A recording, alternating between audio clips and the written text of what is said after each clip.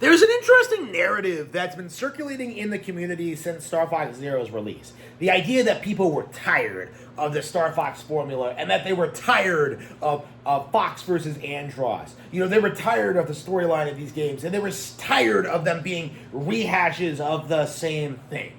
So, like, keep in mind, Zero came out after Adventures, Assault, and Command. Games that tried to evolve the formula and objectively failed. You know, everybody back in the day, you know, real Star Fox fans universally agreed that what the series needed was to go back to its roots and be an on-rail shooter, you know, Fox versus Monkeys, okay? That's what we wanted. Okay, that's what everyone wanted. But, like, after Zero, you know, in a desperate attempt to downplay this masterpiece and in a desperate bid to, like, try and make this game out to be a disaster, like, there was this weird surge of, like, poser fans who tried to tell you that, like, well, actually, Assault is the best in the series because it had an original storyline and it wasn't a remake of 64. Like, they keep doing this thing. They use the term remake of 64. You know, like, the weird implication is that Zero is just the same game as 64, which is, like, so obviously untrue that, like, nobody who's played both would ever say that. Like, again, like, they're not even remotely that similar plot-wise. Okay, and yet we're supposed to believe that, like, well, like, it's the same game because Andross attacks Corneria and you go to stop him. Like, yeah. It's like Bowser kidnapping Peach and you have to go save her. It's a typical video game setup. Like, what are you talking about?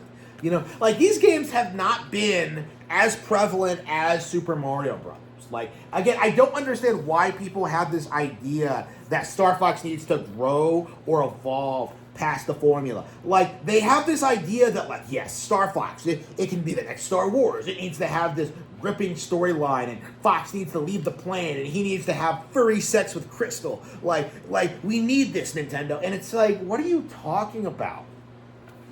Like, again, like, what these people want seems so detached from what the franchise actually is that, like, I'm really concerned about, like, it possibly, like, impacting the brand.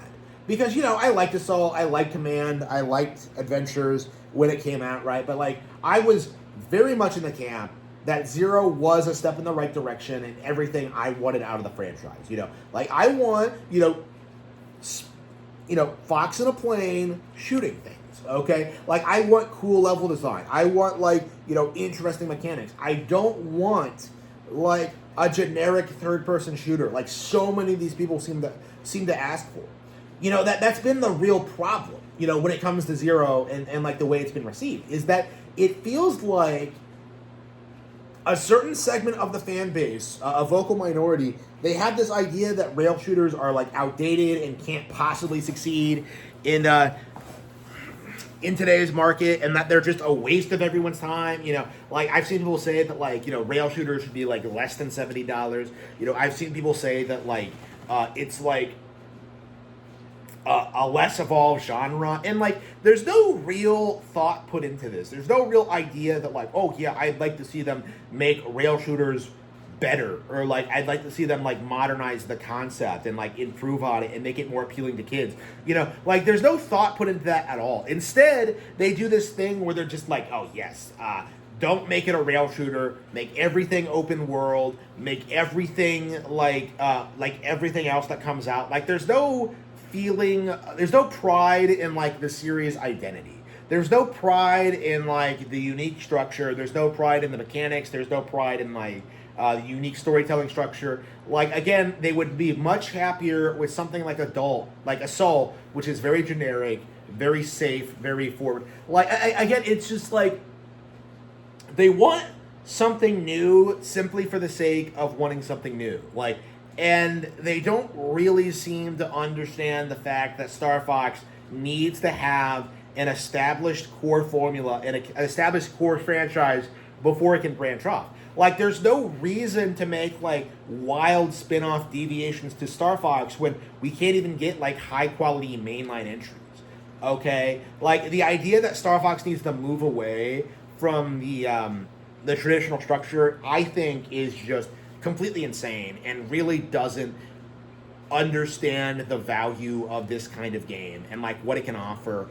and like how it kind of excels, I think, compared to the slop that the community kind of consumes. Like, just look at how many of these people like glaze Starfield in particular. Like, for them, Starfield is what? I'm sorry, no, Starlink. I'm sorry, I got my Star games confused. Starlink is like the peak example of what Star Fox should be, where like it's entirely about the characters. It's a generic like space setting. You're just kind of like cruising around in an open setting that's boring, that's derelict of all personality, that doesn't have tightly woven level design, that doesn't take any real skill to do. Okay, like that's the problem is that we're seeing here is that people are demanding like Star Fox get the Breath of the Wild treatment instead of like asking for it to like develop in its own unique way. To take the rail shooting formula, to take what people like about the first games and like improving on it. Instead, they want to turn Star Fox into something it's not.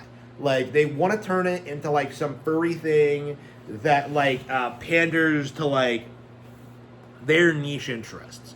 That's what we're seeing in the community. That's what we're seeing out of like this brand and like its fan base now, is that like in this era of just not getting a ton of Star Fox content, like the vocal minority of fans are making demands for the franchise that would kill it forever. Okay, because I've been saying this for a long time, is that like if the fans are allowed to make demands of this franchise, we are going to see a situation in which this franchise stagnates. It doesn't grow. It appeals to like the most insane fringe groups of people imaginable. Okay, like this cannot be allowed to happen. This is something that like we do need to push back against. It's something that like we do need to speak out about. Like it's something that's become a huge problem in the community and really does need to be spelled out. Like, why exactly do we have to put up with this nonsense? Like, why exactly are people allowed to make flagrantly incorrect assumptions? The idea that Zero is a remake of 64, instead of like just having like a real candid conversation. And I think the problem is that these people aren't interested in actually playing the games. They don't actually know anything about them, and they don't actually care about them at all. Like, what they care about is the weird fandom culture. What they care about is the furry shit. What they care about is like paying Crystal's voice actress to do porn. Okay? Like, what they care about is like the weird fan culture thing, not the games themselves. And as a result of that, they're not really Star Fox fans, and they shouldn't really be taken seriously or listened to.